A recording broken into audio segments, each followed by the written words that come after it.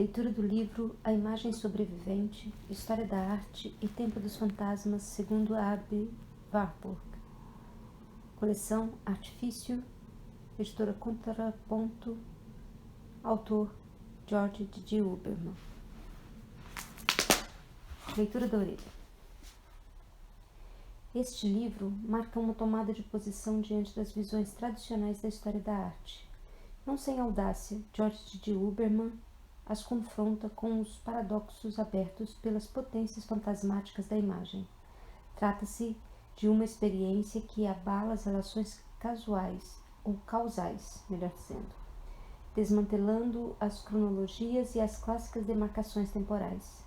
Para desdobrar essa força anacrônica, o autor evoca o mítico Aby Warburg, esse espectro que atravessa as paredes dos diversos saberes e assombra cada vez mais os cômodos da história da arte. Neste texto lúcido e apaixonado, o leitor é conduzido pelo universo warburgiano, esmiuçando suas influências e seus conceitos sem deixar de lado sua surpreendente biografia. Vai surgindo, assim, uma antropologia das imagens que amalgama vida e obra. Uma história de fantasmas baseada na sobrevivência das imagens como forma de perturbação da história, como uma memória que irrompe pelos tempos a bordo das silhuetas e dos ícones exalados pelas culturas. No espectro assim entrevisto, vislumbra-se os paradoxos temporais das imagens, seus movimentos obsessivos de transmissão do pathos em diferentes tipos de gestos. Nas intensidades dessa fórmula perturbadora se revelam os sintomas produzidos pela contradição ou pelas contradições do tempo. Nesse modelo sintomal, o devir das formas é analisado como um conjunto de processos tensivos, tensionados, por exemplo, entre vontade de identificação e imposição, de alteração, purificação e hibridação, normal e patológico, ordem e caos, traços de evidência e traços de irreflexão. As vozes que ecoam neste livro cobrem desde a historicidade de Burckhardt até o eterno retorno de Nietzsche, desde a morfologia de Goethe até a memória biológica de Darwin, e a empatia de Vischer, desde o inconsciente de Freud até as sobrevivências de Taylor, e a fenomenologia do tempo psíquico na qual se baseou a clínica de Binswanger. De acordo com D. Huberman, Warburg está para a história da arte como estaria um fantasma não redimido para a casa que habitamos. Sua obra, que culmina com o fascinante projeto inacabado do Atlas Mnemosyne, não é apenas complexa e instigante, mas é muito difícil de ser capturada sem correr riscos. Por isso, não espanta que esse pensador singular tenha se transformado numa obsessão. Alguém que volta sempre, sobrevive a tudo, aparece, reaparece de tempos em tempos, enuncia uma verdade quanto à origem.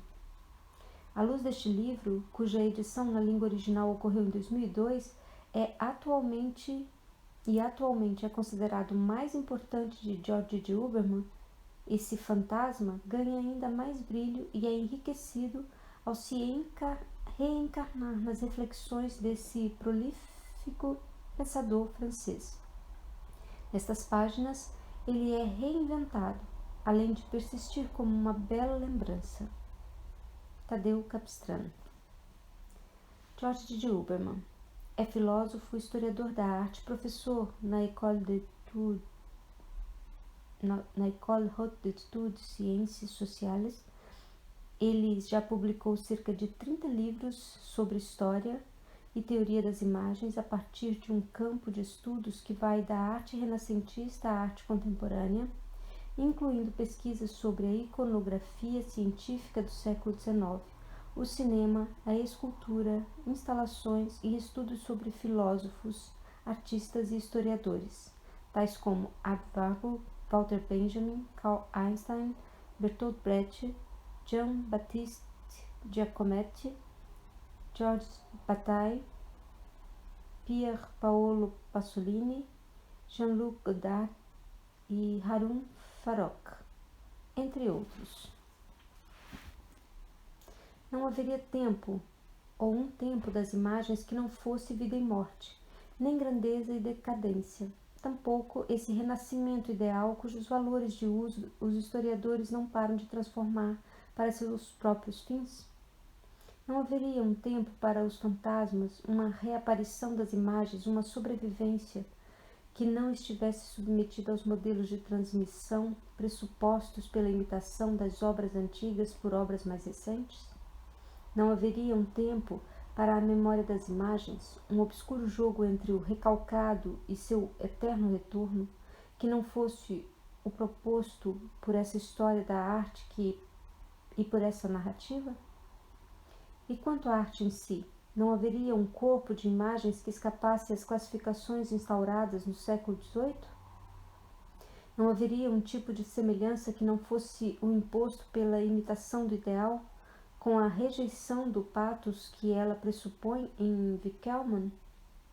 Não haveria um tempo para os sintomas na história das imagens da arte? Terá essa história realmente nascido algum dia? George de Huberman. No próximo vídeo, leremos os dados iniciais, as informações pré-textuais do livro. Até lá!